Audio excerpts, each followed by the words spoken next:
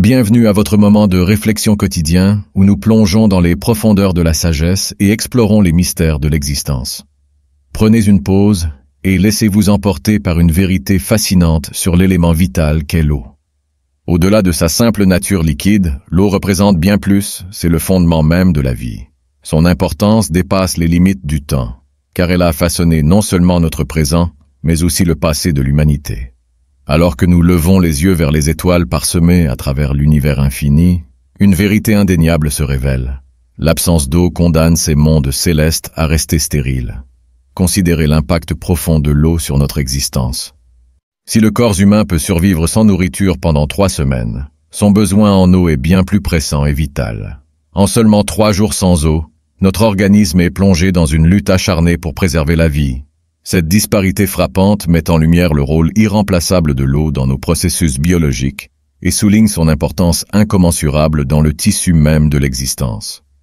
Il est regrettable que nous, en tant qu'êtres humains, négligions souvent des choses aussi essentielles. Tu serais étonné de découvrir combien d'eau tu consommes et de quel impact cela peut avoir sur ta santé.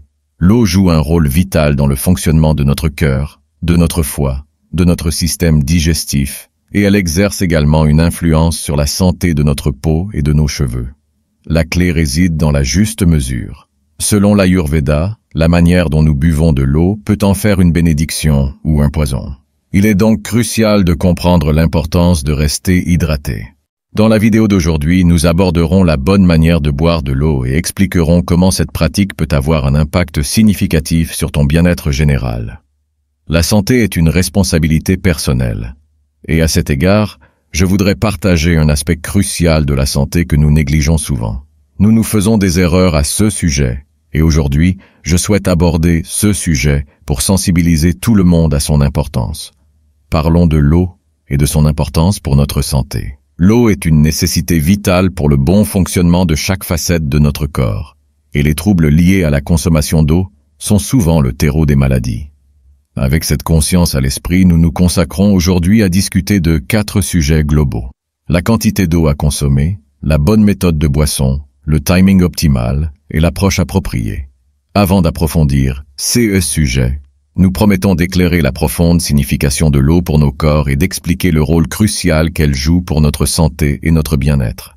L'idée est de comprendre pleinement les effets de l'eau sur nos corps avant d'aborder la gestion de sa consommation de manière efficace. As-tu déjà songé à la fascinante manière dont notre corps métabolise l'eau? Qu'est-ce qui déclenche notre sensation de soif?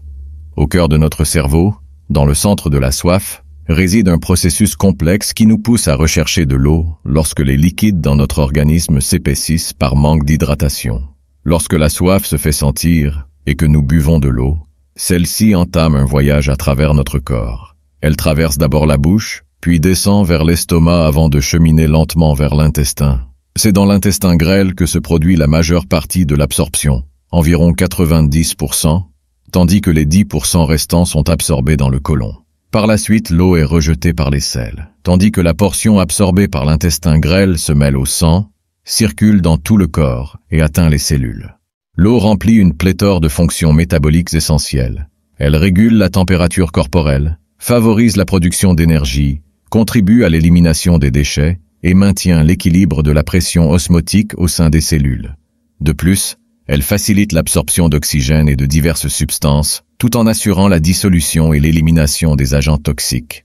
Ce processus détaillé met en lumière la remarquable complexité de notre métabolisme de l'eau et souligne son rôle crucial dans le fonctionnement harmonieux de notre organisme. Après avoir compris l'importance de l'eau, nous voulons maintenant explorer les 4 sujets essentiels. Combien d'eau boire, comment la boire, quand la boire et comment la boire. La quantité d'eau dont tu as besoin dépend de facteurs tels que tes besoins individuels, ton mode de vie, le climat, ton âge et ton alimentation. En moyenne, les hommes devraient consommer entre 3 et 4 litres par jour, tandis que les femmes ont besoin de 2 à 3 litres quotidiennement. Le calcul de la quantité d'eau nécessaire est simple. Prenez en compte les pertes quotidiennes par l'urine, la transpiration et les selles. Un équilibre adéquat assure une hydratation optimale et contribue à maintenir un corps sain. Pour éviter la déshydratation, il est crucial d'augmenter votre consommation d'eau, surtout si vous faites régulièrement du sport ou êtes exposé à des températures élevées. dans des situations dans un processus de digestion optimal, favorisant une meilleure absorption des nutriments essentiels. Adopter cette approche peut également aider à réduire les risques de reflux acide, de constipation et d'autres troubles digestifs. En intégrant cette manière de boire de l'eau dans votre quotidien, vous contribuez grandement à l'amélioration de votre santé digestive et globale. Il est important de souligner que maintenir un mode de vie sain est essentiel et peut éliminer le besoin de compléments multivitaminés. De plus, il est crucial de ne pas boire en position debout.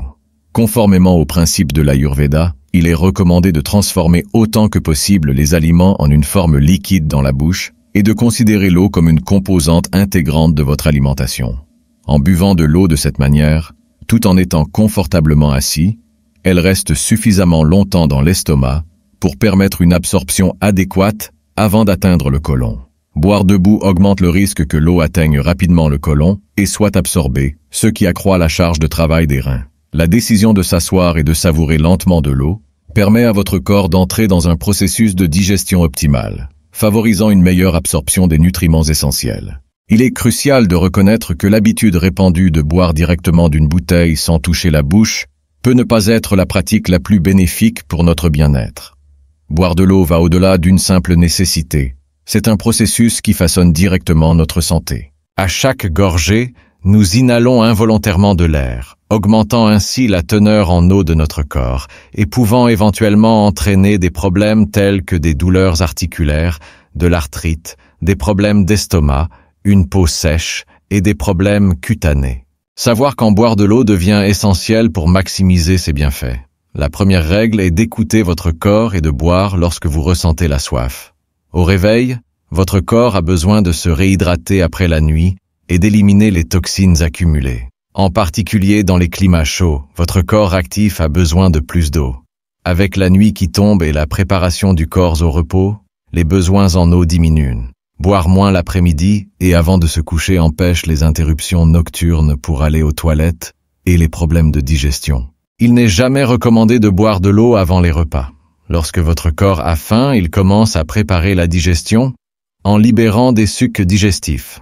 Boire de l'eau immédiatement après les repas dilue ces sucs et affecte négativement la digestion et l'absorption des nutriments. Il est suggéré de ne boire qu'un ou 2 verres d'eau après les repas. Si vous ressentez de la sécheresse pendant les repas, vous pouvez en boire davantage, mais avec modération. En adoptant ces pratiques de consommation d'eau, vous pouvez exploiter pleinement cette ressource vitale pour maintenir une santé optimale et éviter les problèmes potentiels de digestion et de santé. De plus, boire de l'eau froide après avoir mangé des aliments chauds peut perturber votre système en raison du choc thermique et endommager les tissus. Lorsque votre corps est chaud, que ce soit à cause d'une activité physique intense comme la course à pied ou le sport, il n'est pas recommandé de boire de l'eau immédiatement.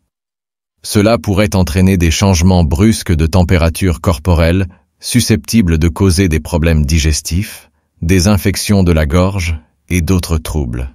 Il est essentiel de connaître la bonne température pour boire de l'eau et d'éviter les extrêmes. Peu importe la température initiale, votre corps s'efforce de réguler l'eau à sa température interne avant de l'utiliser. Boire de l'eau extrêmement froide ou chaude peut entraîner une perte d'énergie inutile, entraînant une sensation de léthargie. Il est crucial de noter que de tels extrêmes peuvent avoir un impact négatif sur votre système digestif, causant des inconforts. Pour maintenir votre bien-être optimal, il est essentiel de trouver un équilibre dans la température de votre consommation d'eau. Optez pour de l'eau à température ambiante ou légèrement tiède. Cette approche favorise non seulement l'efficacité énergétique de votre corps, mais elle évite également les chocs brutaux pour votre système. Souvenez-vous, la clé réside dans la connaissance du moment idéal pour boire de l'eau, ainsi que dans la quantité, la méthode et surtout la température appropriée. Ces petits détails peuvent avoir un impact profond sur votre bien-être général. Alors que vous poursuivez votre quête d'habitudes saines, n'oubliez pas de vous abonner à ma chaîne pour plus de conseils avisés en matière de santé et de bien-être. Votre voyage vers le bien-être est motivé et vous attend. Restez bénis.